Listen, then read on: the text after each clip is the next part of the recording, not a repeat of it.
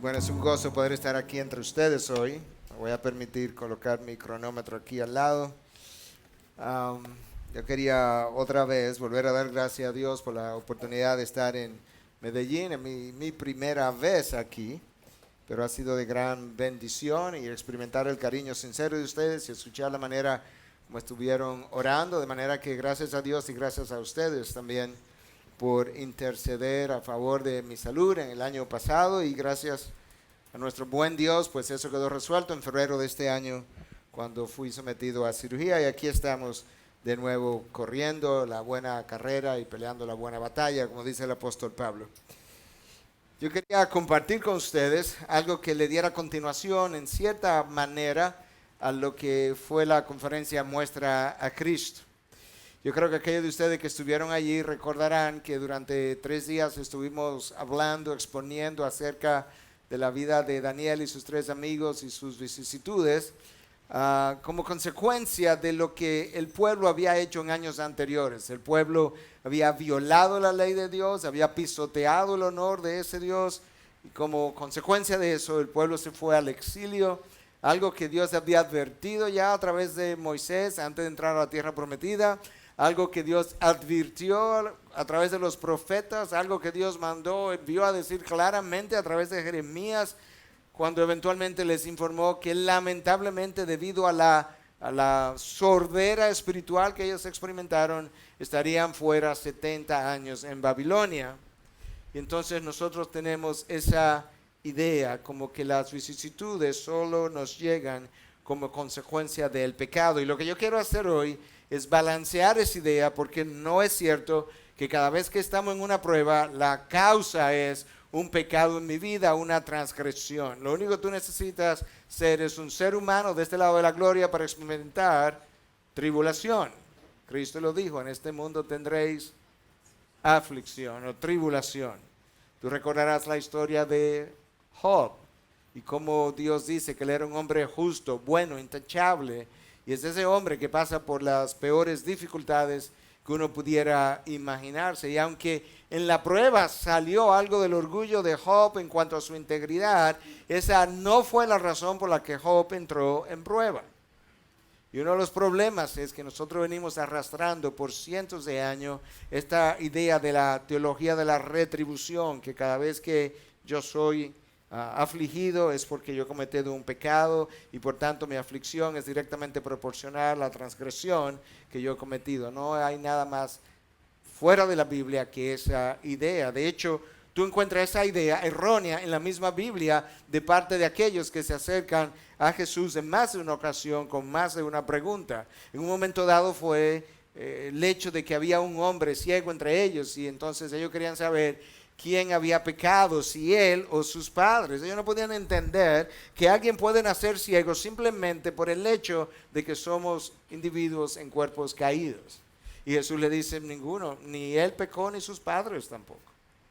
En otra ocasión Jesús tiene que reprender a aquellos que estaban a su alrededor y decirle, no crean ustedes que aquellos sobre quienes cayó la torre de Siloé, pues eran peores que ustedes. No, no eran peores que ustedes porque la torre le haya caído arriba y haya matado 18 personas en lo más mínimo.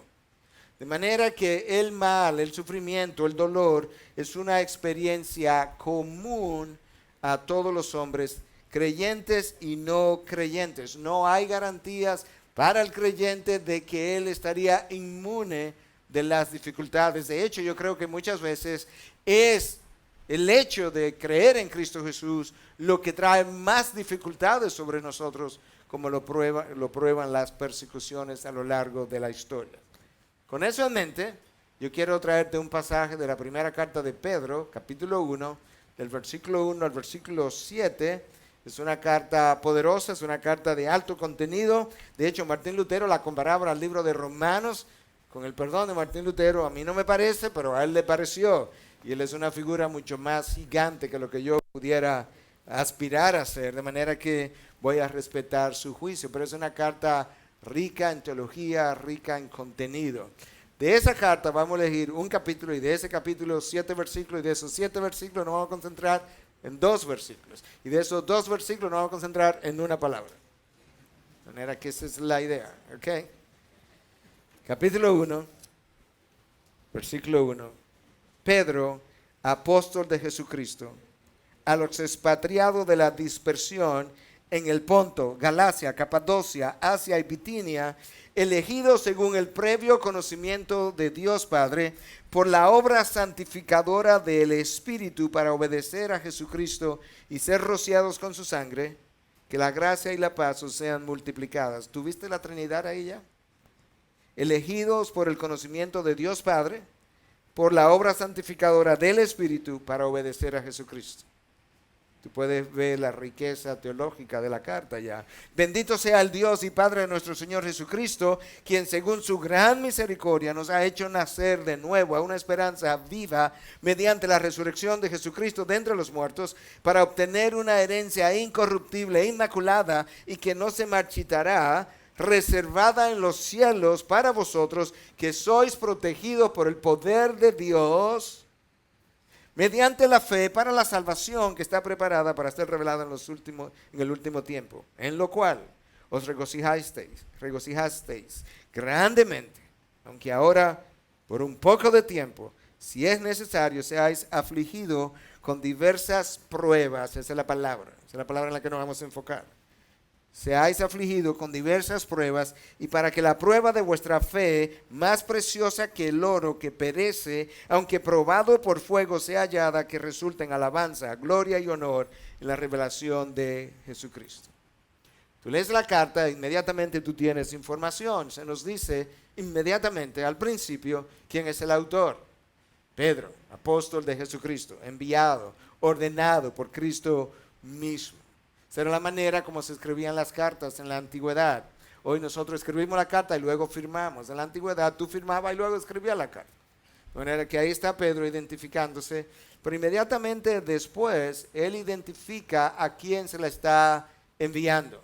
A los expatriados, esa es su audiencia, esos son los receptores de la carta. Versículo 1, segunda parte, a los expatriados de la dispersión en el Ponto, Galacia, Capadocia, Asia y Bitinia, elegidos según el previo conocimiento de Dios. Esa era un área donde están estas 5 ciudades, relativamente grande, un área en el noreste del Imperio Romano que ocupaba alrededor de 200,000 kilómetros cuadrados. Eso es como 4 veces el territorio de República Dominicana. Es cierto que nosotros somos una isla y comparado con Colombia pues somos pequeños, pero esto nos da una idea de que estos expatriados estaban dispersos en un área que no era pequeñita. Era un área de unos 200,000 kilómetros cuadrados aproximadamente.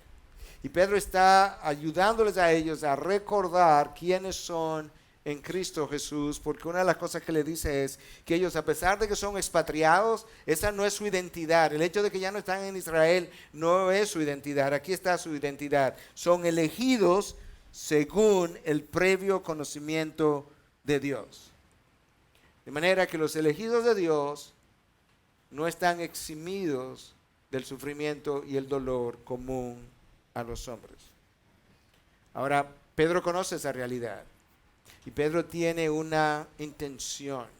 Pedro es un hombre que es experimentado en dolor. Él fue perseguido, él estuvo en la cárcel. De hecho, murió crucificado y la tradición cristiana dice que murió de cabeza, crucificado de cabeza. De manera que quien está escribiendo es un hombre familiarizado con el dolor por la vida cristiana y en la vida cristiana.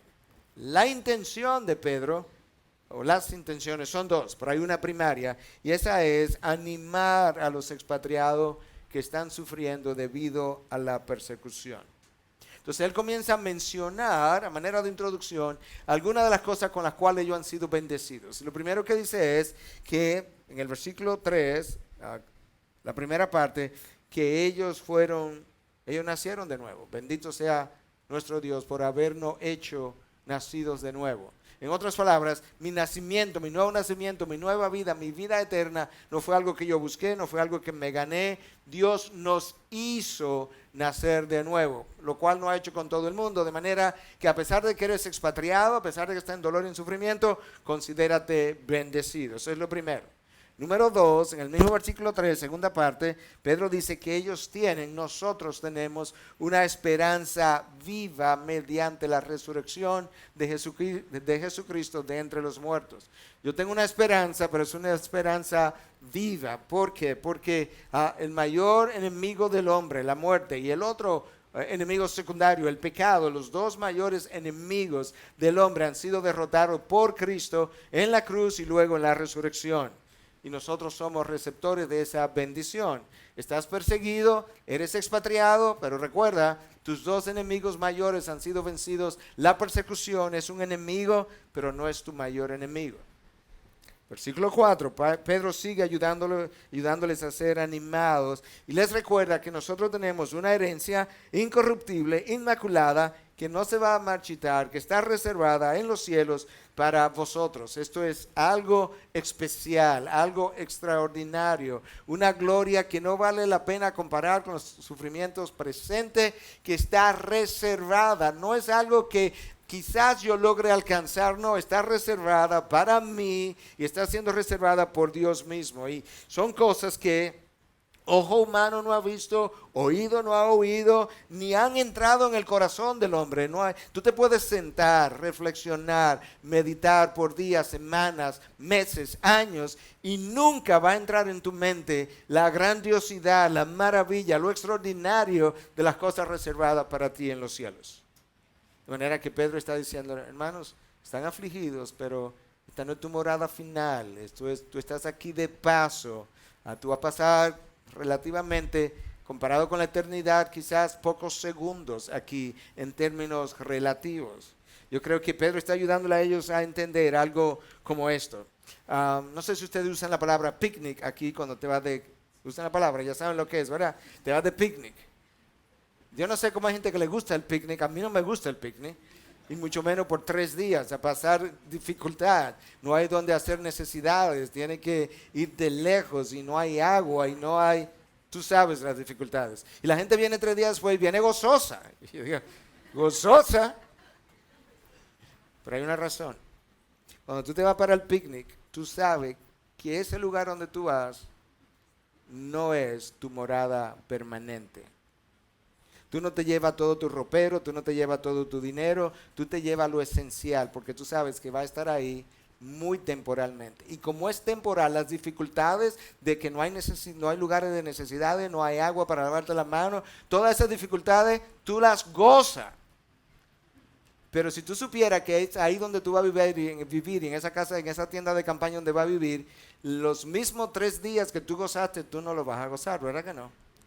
Pues sabes que esta es tu tienda de campaña aquí abajo en esta tierra. Tú estás de paso y comparado con la eternidad y la gloria que te espera, esto es como un lugar de pasada donde tú pudieras gozarte por 3 días en medio de las dificultades porque tú sabes que te espera algo mucho mejor.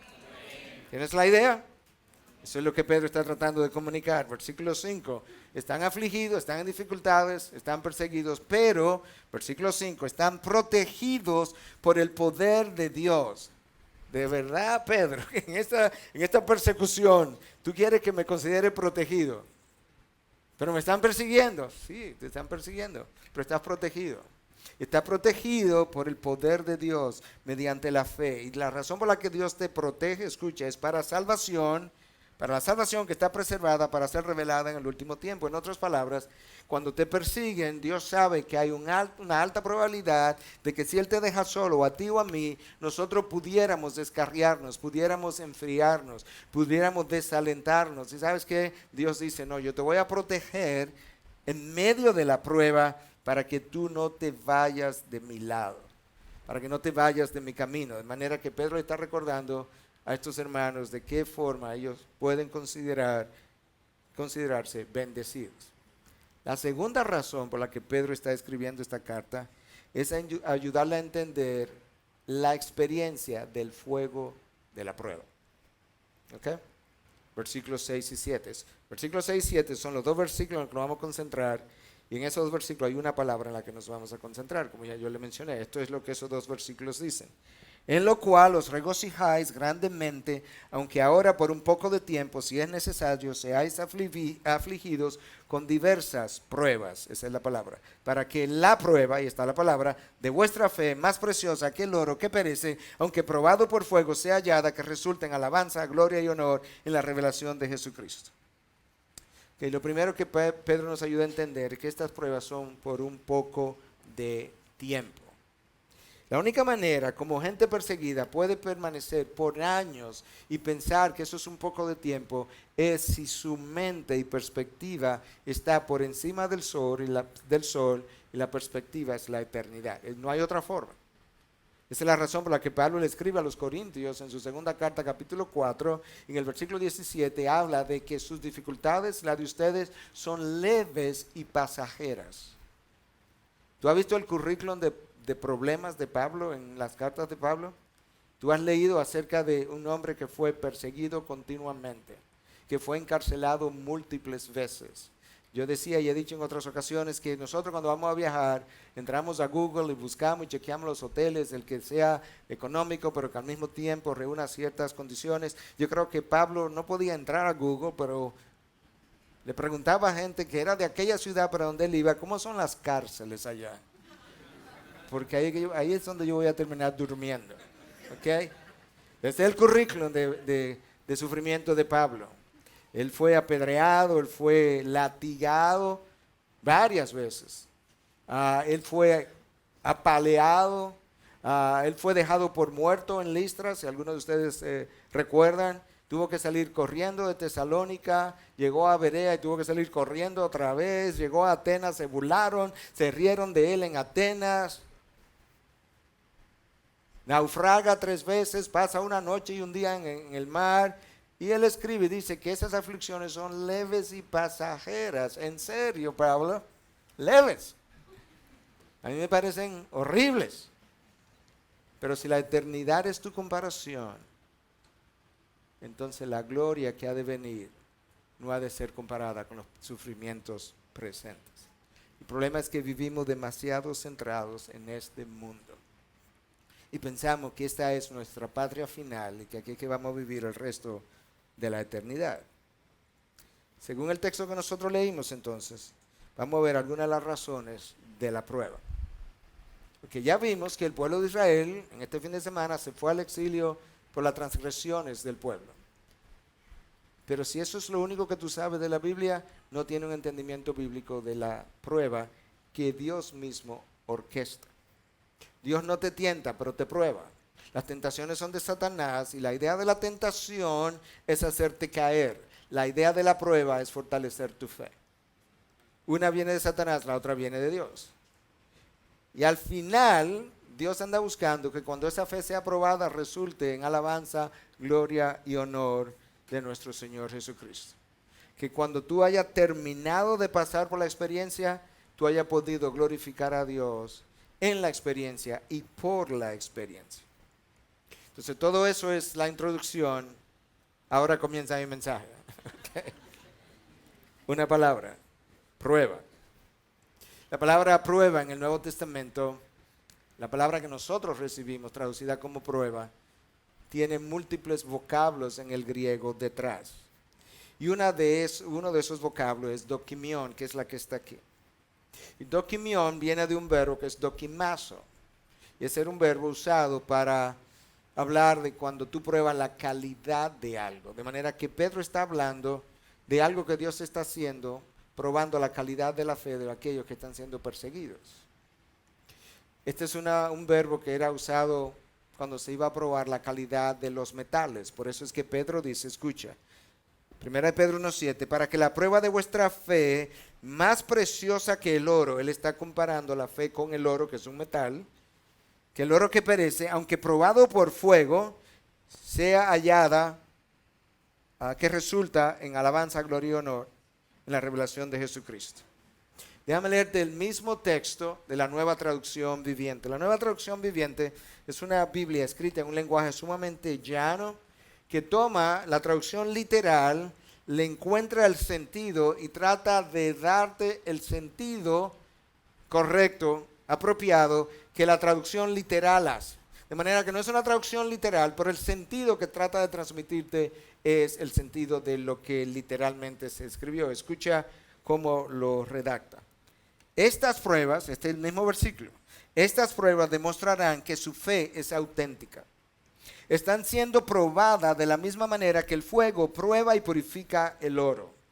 Tú vas tomando el sabor del sentido ahora. Aunque la fe de ustedes es mucho más preciosa que el mismo oro. Entonces su fe, al permanecer firme en tantas pruebas, les traerá mucha alabanza, gloria y honra en el día que Jesucristo sea revelado a todo el mundo. Cuando las pruebas no resultan en gloria, fe y alabanza a nuestro Dios, nosotros hemos puesto de relieve que teníamos una fe muy superficial. La queja no es típica de un hombre de una fe o una mujer de fe profunda. Al principio del libro de Job te encuentras a Job adorando a nuestro Dios. Jehová dio, Jehová quitó, bendito sea el nombre del Señor. Y encuentra a la esposa diciendo, maldice a Dios y muérete. Como dijimos, yo creo que fue en el taller que hicimos acerca de la Biblia, la palabra de verdad. Satanás le quitó todo a Job, absolutamente todo, incluyendo sus 10 hijos. Lo único que no le quitó fue la esposa, porque ni él la quería. Una mujer que le recomienda a su esposo que maldiga a su Dios no es una buena ayuda idónea. Entonces la queja, la ira, el resentimiento no es parte de lo que Dios espera en sus hijos en medio de la prueba o después de la prueba, sino que Él espera gloria, alabanza y honor. La prueba tiene el diseño de profundizar mi fe. Esa es una de las razones por las que Dios permite que esto ocurra. Muchos de nosotros decimos que creemos, pero ¿sabes qué? Nosotros no sabemos eso hasta que la fe sea probada. Pedro dijo que nunca negaría al Señor, que aunque todos estos hermanos que él tenía alrededor te negaran, yo nunca te negaré. Pedro, ¿tú sabes lo que te está diciendo? No te voy a negar. ¿Tú puedes tomar de esta copa que yo voy a tomar? Claro que yo puedo tomar de esta copa. Ok, escúchame, antes de que el gallo cante, tú me vas a negar 3 veces. Pedro, la fe de Pedro no había sido puesta a prueba. Cuando él entra al patio del sumo sacerdote y están enjuiciando a Cristo y viene alguien y le dice, tú no eras uno de los amigos del Galileo. Yo no conozco a ese hombre. En serio, Pedro. O sea, tú no caminaste sobre las aguas con él presente. Yo no conozco a ese hombre. De verdad, Pedro, que tú no... Me perdona la palabra, pero esto es lo que el original dice. Maldita sea, yo no conozco a ese hombre. Ahora Pedro se puso malapalabroso en su negación. Tú no sabes si tú crees hasta que tu fe ha sido probada. Lo que le ocurrió a Pedro no puede ocurrir a cualquiera de nosotros. Lo que Dios está tratando de identificar para mí es si mi fe es por convicción o por asociación. Por convicción yo creo que tú entiendes. Por asociación es algo como esto. Yo crecí de padres cristianos, nacido de nuevo. Yo fui a una iglesia evangélica. Yo fui a campamentos evangélicos. Yo me casé en una iglesia evangélica. Yo fui a funerales evangélicos. Mis amigos eran evangélicos. Por consiguiente yo soy nacido de nuevo. En serio. Esa fe es por asociación. Todo eso puede ser verdad y debe ser verdad. Y bueno que sea cierto. Pero nada de eso prueba que tú eres nacido de nuevo. Y mucha gente está en los caminos de Dios por asociación. Precisamente por la cultura en medio de la cual él fue desarrollado o creció. Lo que Dios hace a través de la prueba entonces, que es la palabra en la que estamos enfocando, es que Él me prueba a mí mismo y prueba delante del cuerpo de Cristo si verdaderamente yo soy cristiano, o por convicción o simplemente por una asociación. Recientemente estuvo en todas las redes sociales alguien, no voy a mencionar su nombre, tratando de proteger hasta cierto punto, ¿verdad?, lo que el respeto a la dignidad humana, pero alguien que estuvo en la fe cristiana, que fue pastor de una gran iglesia, en un gran movimiento, con una buena doctrina, que escribió libros cristianos, que muchos de ustedes quizás hasta leyeron, y recientemente él en un fin de semana hizo 3 cosas. Número 1, anunció que se divorciaba de su esposa. Número 2, negó la fe. Y número 3, abrazó el movimiento LGBT. Todo en un fin de semana.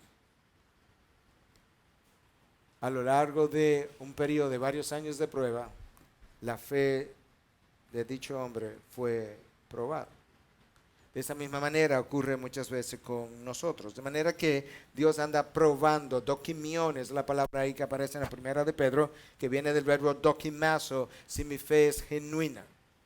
Nosotros a veces vivimos vidas muy superficiales, y como vivimos vidas muy superficiales no nos percatamos de lo que está ocurriendo a nuestro alrededor, y mucho menos de lo que está ocurriendo dentro de nosotros.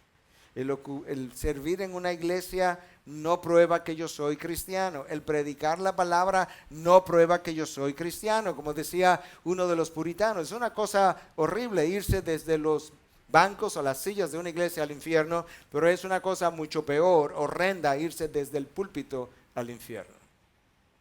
Yo recuerdo entrevistar a un pastor de 30 años en el ministerio, y cuando él termina de contarme la historia, delante de su esposa, le dije: pastor, con todo el respeto que usted merece, pero me han encargado que sea su consejero, y yo tengo una pregunta que hacerle. ¿Usted cree que es cristiano? Yo no había terminado la pregunta cuando la esposa dijo: eso mismo le pregunto yo. Cada vez que yo he contado esa historia, la reacción ha sido la misma. Hay como una especie de risa detrás, pero yo no sé si reír o llorar. 30 años en un púlpito. Tú puedes ver que la fe tiene que ser probada para ver hasta dónde es genuina. Y Pedro dice: ¿tú sabes cómo Dios prueba la fe? Por medio del fuego. De la misma manera que Él prueba y purifica, porque el fuego no solamente prueba mi fe, pero si es genuina, muchas veces tiene que ser purificada todavía. Y eso es precisamente lo que ocurrió en la vida de Pedro. En la vida de Pedro no era que Pedro era un incrédulo en el sentido de no abrazar a Cristo Jesús como lo que él era, pero necesitaba purificar su fe. La segunda palabra que aparece en el Nuevo Testamento traducido como prueba es purosis. Y esa es la palabra que aparece en 1 de Pedro 4:12. Estoy todavía en la misma carta, 1 de Pedro 4:12, excepto que estamos 3 capítulos más adelante. Escucha lo que Pedro dice: amados, no os sorprendáis del fuego de prueba. Ese es el título de mi mensaje, el fuego de la prueba. No os sorprendáis del fuego de prueba que en medio de vosotros ha venido para probaros. Claramente hay enfatizado, subrayado, como si alguna cosa extraña os estuviera aconteciendo. ¿Tú entendiste lo que Pedro dice? Hermanos, ¿por qué es que como que se asombran, se maravillan de que estén en medio del fuego, como si algo extraño estuviera pasando? ¿Qué Biblia que ustedes han leído? ¿Qué Antiguo Testamento que ustedes tienen? ¿Ustedes no han visto la historia de los profetas, cómo lo apedrearon a todos? ¿Ustedes no han leído acerca de la historia de el gran Moisés que no pudo entrar a la tierra prometida? No, ya se le olvidó lo que le pasó a Cristo Jesús, el Mesías profetizado. Y a nosotros se nos olvida lo que pasó Pablo y lo que pasó Job. Esto no es nada extraño. De este lado de la gloria, eso es lo común y corriente. Si este mundo fuera tan bueno, no debiéramos anhelar tanto la gloria. Quisiéramos quedarnos aquí, aunque lamentablemente eso es como muchos viven. Pastor, yo quisiera morirme, pero yo quisiera todavía vivir unos años más.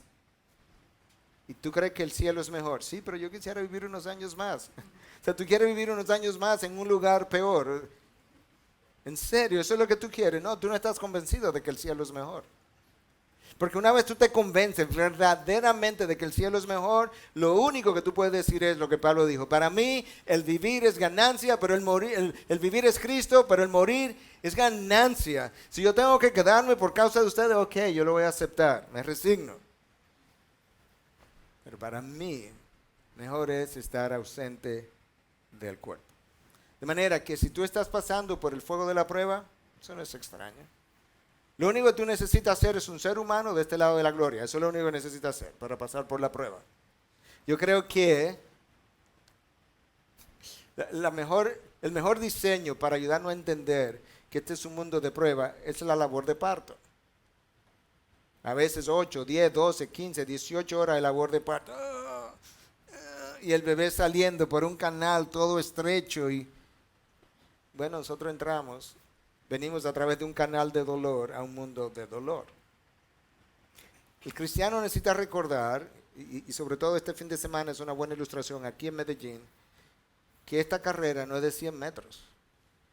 Esto es un maratón. Y en un maratón que es largo, tú necesitas correr con sabiduría, porque el que sale más rápido no es el que llega primero. Lo más importante en la carrera cristiana no es comenzar bien, es terminar bien. Y lo más importante en un maratón no es comenzar con toda velocidad, es llegar hasta la meta. La vida cristiana es un maratón. Y en ese maratón Dios nos va probando. Y Dios quiere ver cuando la prueba llegue en qué es que tú vas a confiar. Si tú vas a confiar en tu fortaleza, en tus habilidades, en tus finanzas, en tus dones, en tus habilidades, no sé si ya lo mencioné, en tus relaciones, o si tú vas a confiar en Dios y solamente en Dios. Yo recuerdo en una ocasión, no tengo tiempo para hablarle de la experiencia completa, pero en un momento dado, viviendo en Estados Unidos, ejerciendo medicina allí, donde yo estaba confiando en mis dones y talentos, y después de una serie de experiencias muy buenas con pacientes que estaban al borde de la muerte y que habían salido de allí, de la condición en que estaban, y yo estaba como medio enorgullecido de eso. Ahora comienzan 1, 2, 3 pacientes como a morirse, y yo conversando con Dios a las 11 de la noche un día, llegando al elevador, como que decía, ¿y qué es lo que está pasando ahora? Y yo no oía a Dios, ni estoy esperando oírlo audiblemente, pero es como si me hubiera hablado y Dios decirme, para que aprendas a confiar en el dador de los dones y no en tus dones. Y no hay nada como la prueba para ayudarme a confiar en el dador y no en el regalo, no en el don. Dios en la prueba está viendo si tú vas a negociar tus valores o tú vas a aferrarte, a afirmar y a permanecer en tus valores. Entonces esa es la segunda palabra, purosis. Es una prueba que implica dolor. No todas las pruebas son dolorosas, pero algunas son dolorosas.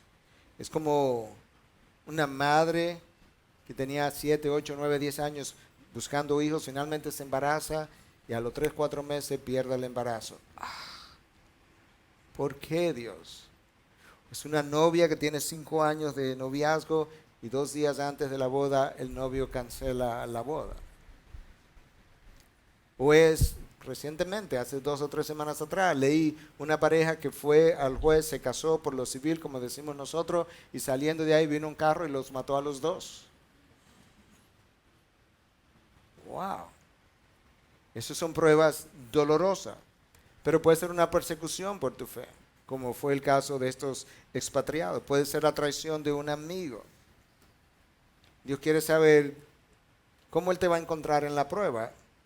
Te va a encontrar de rodillas como Job, cuando dice Jehová Dios, Jehová quitó, bendito sea el nombre del Señor. O te va a encontrar frente a una televisión, frente a una computadora.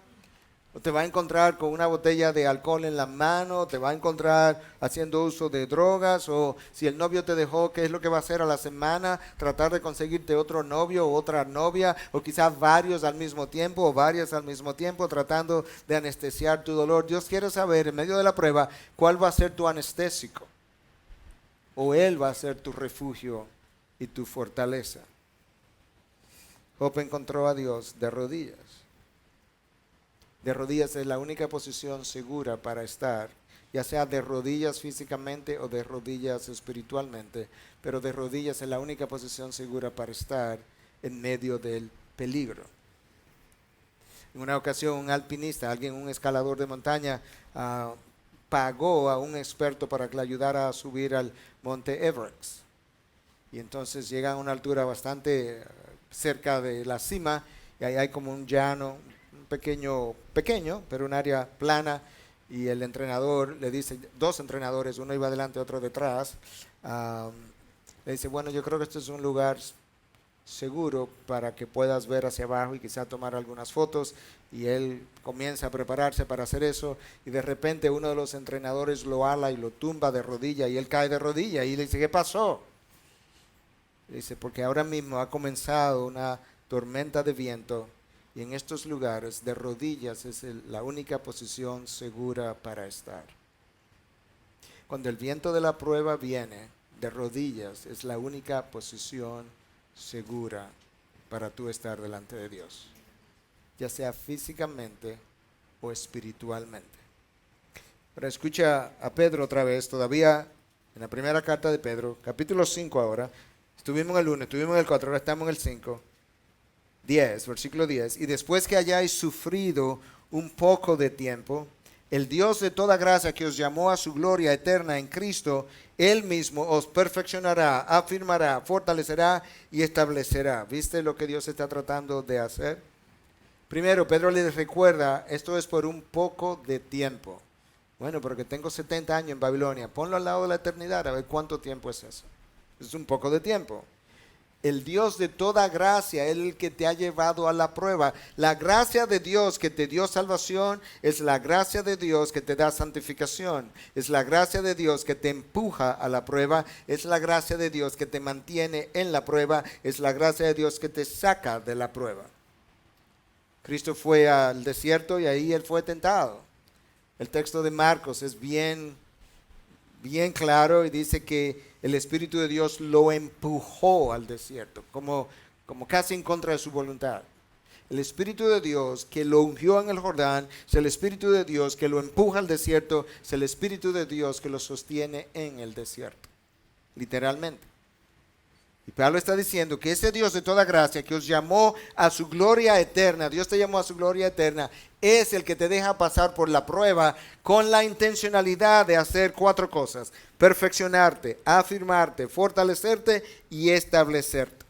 Todo eso lo hace Dios, literalmente. Dios comienza a trabajar en ti el día que te encuentras, porque la forma como Dios te encontró y como me encontró a mí, no estamos preparados para entrar en gloria y comenzar a vivir la vida eterna. No hay forma. Dios nos encuentra como un potro salvaje.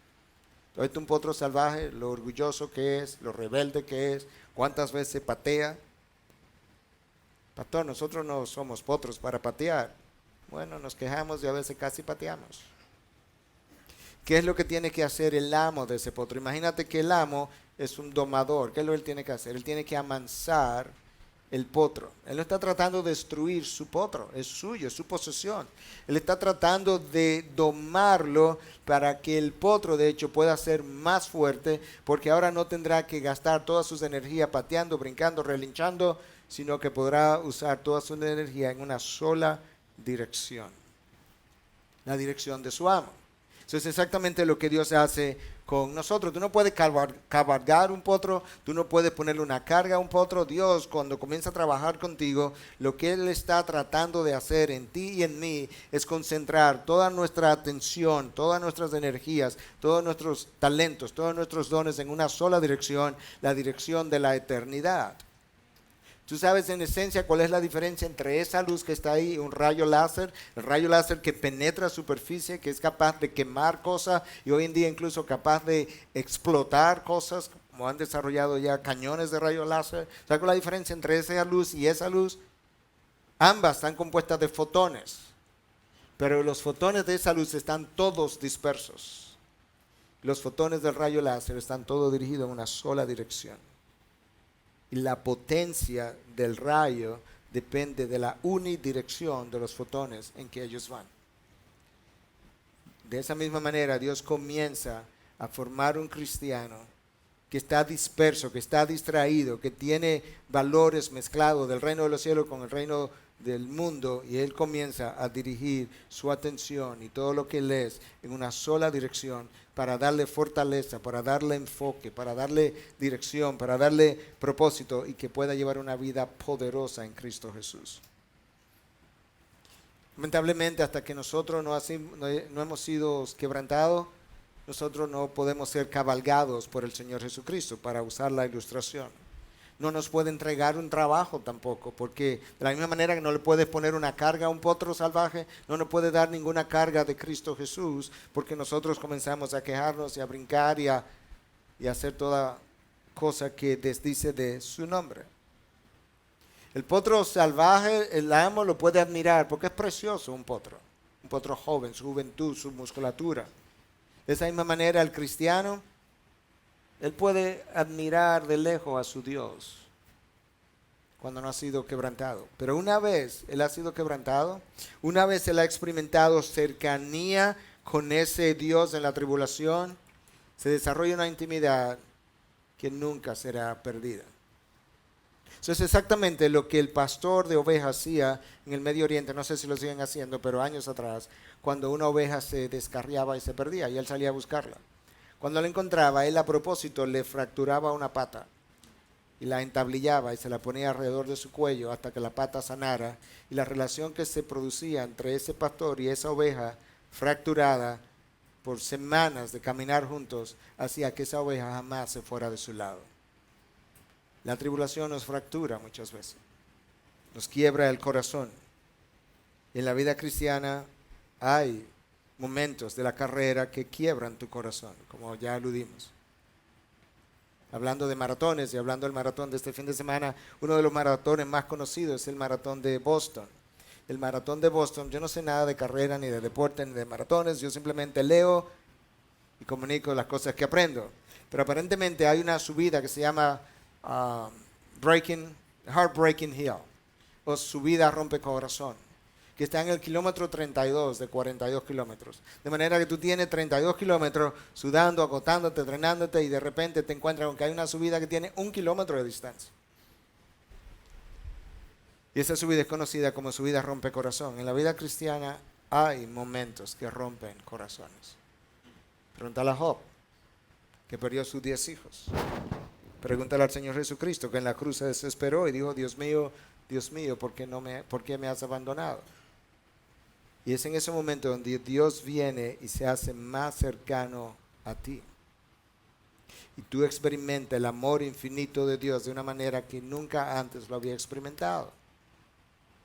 Y cuando tú experimentas el amor de Dios de una manera íntima, ¿tú sabes lo que ocurre?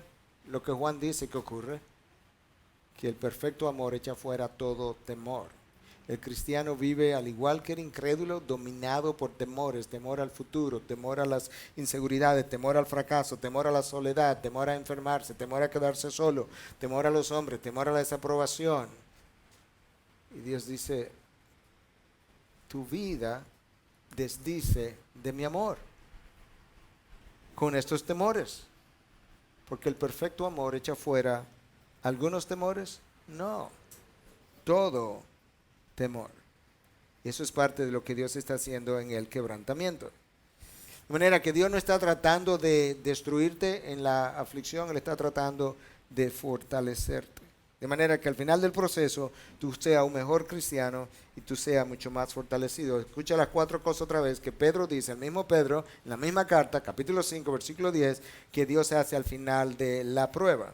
Nos perfeccionará, nos quitará impurezas en el camino, nos afirmará sobre la roca, Cristo Jesús, nos fortalecerá espiritualmente y emocionalmente, y finalmente nos establecerá en sus propósitos.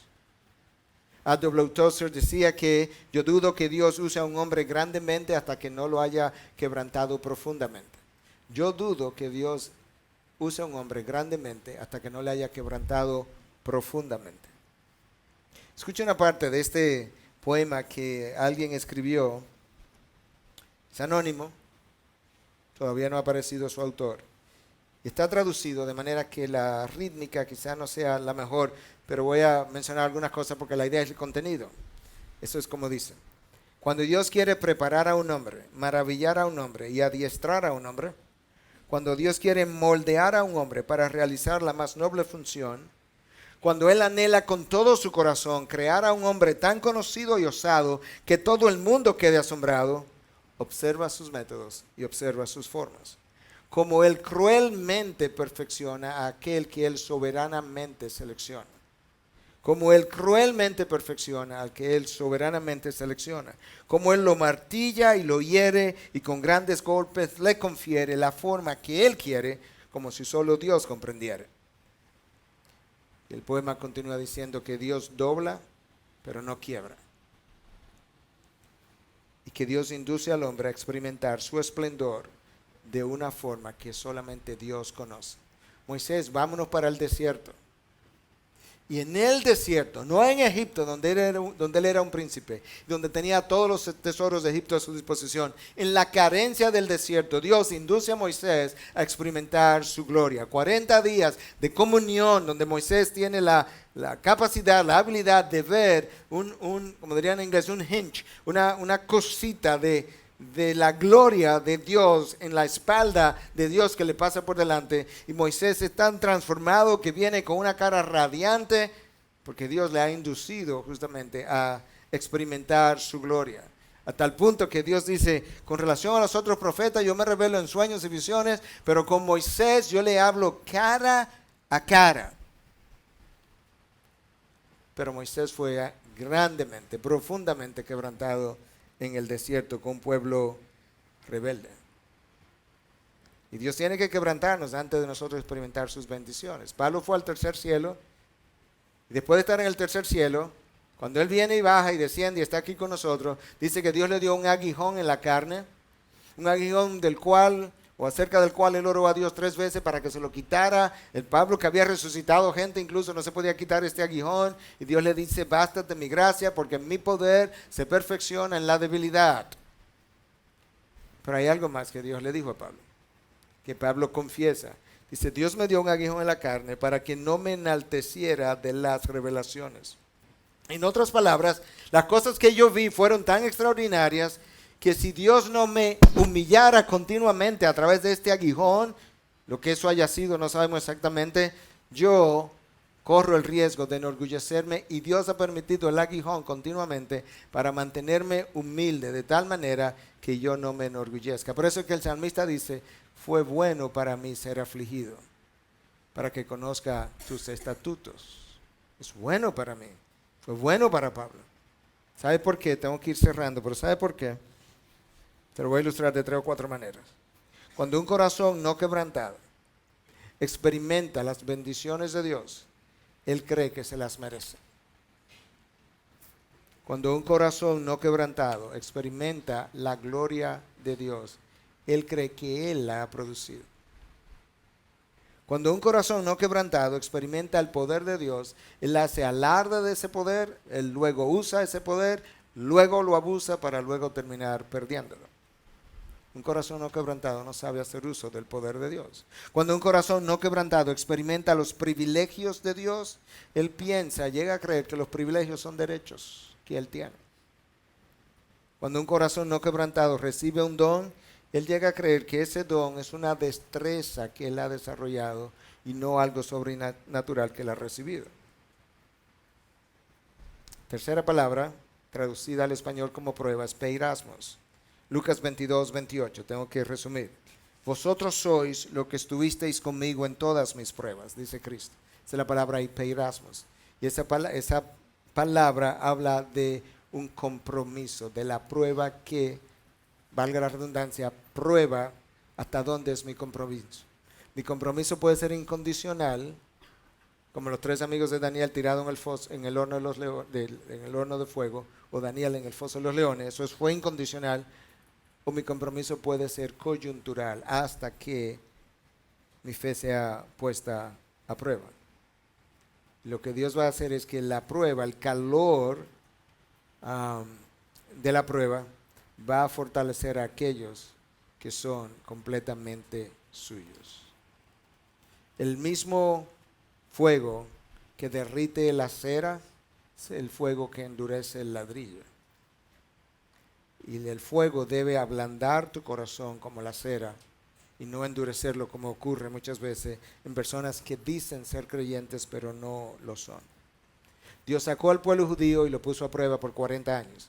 Y él le anunció antes de entrar a la tierra prometida, pero al final de los 40 años, la razón por la cual ellos salieron al desierto. Deuteronomio 8, para probarte, para humillarte y saber lo que había en tu corazón. Te iba a probar, te iba a humillar porque eres muy orgulloso, y te iba a mostrar lo que había en tu corazón. ¿Y cómo Dios hace eso? Esta historia lo ilustra. Un joven fue donde Hudson Taylor, el gran misionero, veterano, y quería ser misionero a una edad muy temprana, y quería algún consejo, dirección, y Hudson Taylor le dice: ok, toma un vaso, lo llena de agua, lo pone en el escritorio, y hace esto, le da un golpe al escritorio, el agua sale, parte del agua sale del vaso, le dice, joven, la vida te va a golpear, pero recuerda una cosa, lo que salga de ti es lo que está dentro de ti. En medio de la prueba, lo que sale de mis labios, lo que sale en mis acciones, es solamente un reflejo de lo que ya estaba en mí. Mi esposo, mi esposa, mis hijos, el hermano, el pastor, la otra iglesia, quien sea, no lo ha puesto en mí. Ellos simplemente me han apretado como el que aprieta un tubo lleno de pasta de diente. Lo que sale es lo que está en mí. Es lo que Hudson Taylor estaba tratando de enseñarle. El desierto apretó al pueblo hebreo por 40 años. Y lo que salió por 40 años es lo que estaba dentro de ellos. Pura rebelión. La manera como Dios usa la prueba, y cierro con esta ilustración, con esta historia. Una señora quería ver cómo se trabajaba la plata y pidió ver a un platero. Cuando ella llega, nota que el platero toma la plata con una pinza larga, la pone en el fuego, se queda mirándola continuamente, no le quita los ojos, pero de vez en cuando hacía esto, volvía y la ponía, pasaba un tiempo y él se quedaba ahí con los ojos fijos, volvía y miraba la plata, volvía y la ponía en el fuego. Llega un momento donde él hace esto y la saca, y estaba lista, y ella le dice, mire, yo noté que usted mantuvo sus ojos fijamente sobre la plata todo el tiempo, y quería saber por qué. Y número 2, ¿cómo usted sabía cuándo sacarla? Y él le dice, bueno, lo que ocurre es que la plata es muy frágil, y yo tengo que mirarla continuamente, porque corre el riesgo de que en algún momento se doble y se caiga, se rompa y se dañe. Por eso yo tengo que quedarme mirándola fijamente. Y yo sé cuándo sacarla, cuando mi rostro se refleja en la plata con toda claridad y yo entonces la retiro y está lista. Eso es exactamente lo que Dios hace con sus hijos. Él los toma con sus manos, lo mete en la prueba, no le quita los ojos de encima, porque Él sabe que somos frágiles, que somos polvo. Literalmente el salmista dice eso. Como Dios sabe que somos frágiles, Dios no quiere que la prueba en la que Él mismo me introdujo me llegue al punto de destruirme o quebrarme, de manera que Él está ahí mirándome continuamente. Él controla el calor y de repente, poco a poco, Él va mirándonos, y cuando Él ve que su imagen está reflejándose en mí, entonces es tiempo de salir de la prueba. Tú puedes confiar en tu Dios. Él es un Dios infinitamente bueno. Nunca ha cometido un error, no lo va a cometer. Él es un Dios santo, Él es un Dios justo, pero sobre todo Él es un Dios que te ama. Y lo demostró en la cruz, enviando a lo mejor de sí a su Hijo Jesús.